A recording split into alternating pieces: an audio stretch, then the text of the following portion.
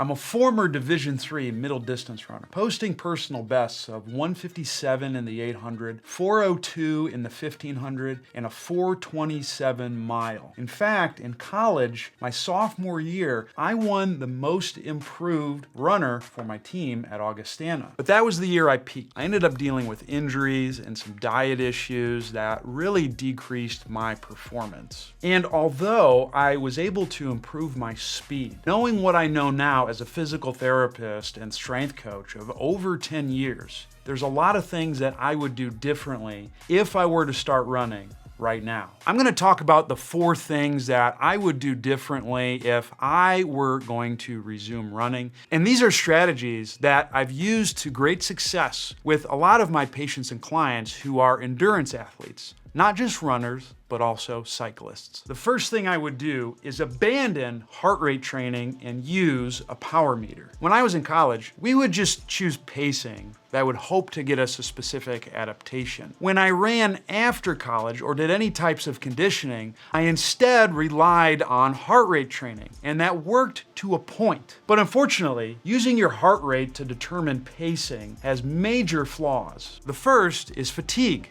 Your heart is a muscle. Muscles get tired. You might think you're training at one zone, but because of the fatiguing elements of cardiovascular training, you might not produce a consistent heart rate at that zone. The second thing is the environment influences your heart rate. I live in Las Vegas, Nevada. If I run on a really hot day, it's going to alter what my heart rate is. How am I going to know I'm training in an accurate zone when the weather impacts my heart rate? The last thing is the measures used to dictate heart rate zones rarely changes. A common test used to determine your anaerobic threshold is the Cooper's test, which is where you perform a 12-minute effort at your maximally sustained pace, and whatever your heart rate is during that pace determines your anaerobic threshold. But having ran a Cooper's test with a boatload of people, I'll see changes in how far they can go within 12 minutes, but rarely does the heart rate change.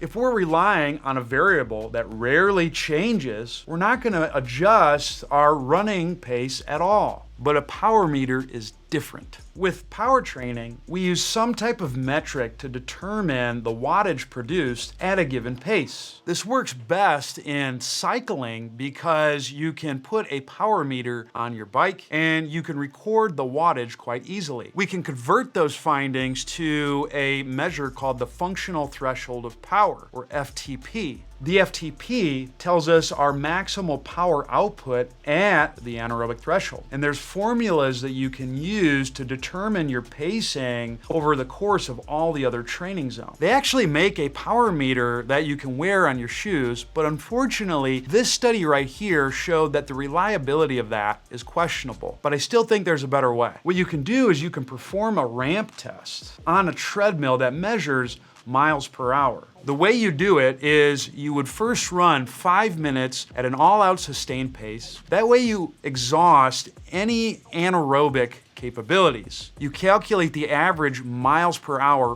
when you run that distance.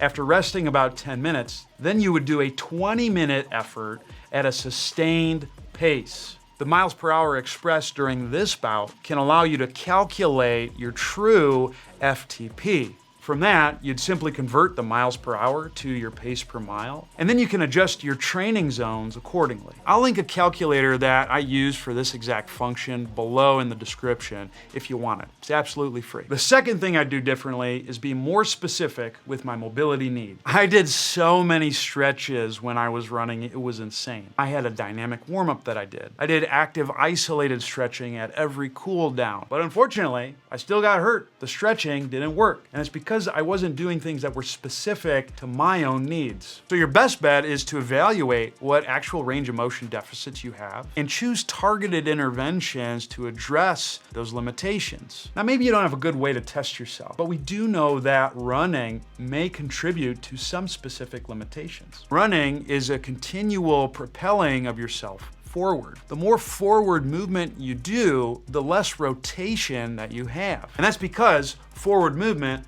produces more extension, which limits rotational capabilities. So if we work on stuff that just teaches you to bring your center of mass backwards that can improve rotation and reduce limitations. Moves such as squatting on a ramp, making sure you stay as vertical as possible, backward sled drags that promote rotation, and reverse lunges can be ways you can offset the loss of rotation that inevitably is going to happen with distance running. The third thing would be weight training differently. One of the biggest performance enhancers that I had when I was a runner was taking up weight training. I ended up training 3 to 4 days a week, doing compound lifts, Olympic lifts, and various accessory work. But I think that the heavy emphasis on two-legged movements probably limited my rotation to some extent, even though I had great improvements in force output. Now, that doesn't mean you shouldn't do power training as a runner. There's a lot of benefits with the connective tissues by doing that, and it may help your kick. But you have to make sure that you emphasize some other things that can improve your rotation and overall health. Emphasizing plyometric training, both where you're doing repeat contacts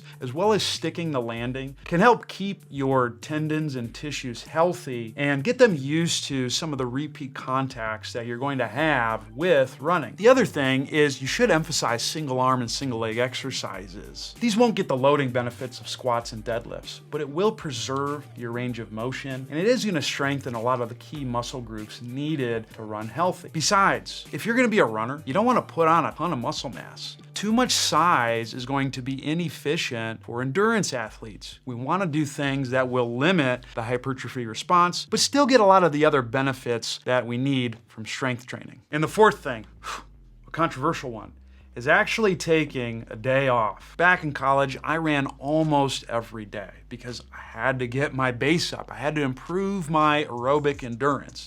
And no doubt, I got some major benefits from my conditioning. But we can't look at running only from a cardiovascular and aerobic standpoint. When comparing running to other aerobic exercise, such as biking, there is increased eccentric stress. More eccentric stress is damaging to a lot of the tissues. That's part of the process that's used to increase muscle growth and connective tissue health. But you have to recover from that eccentric stress. If you're running every single day, you never give your connective tissues a chance to adapt to the stimulus. So if I were to take up running again, I would take at least 1 day off a week, possibly 2. That way, you allow your muscles and connective tissues to recover to keep you healthy for the long run. See what I did there? Now, an easy way to improve your aerobic system is with walking. But are there certain technical elements you need to focus on when you walk? I talk about that in this video right here.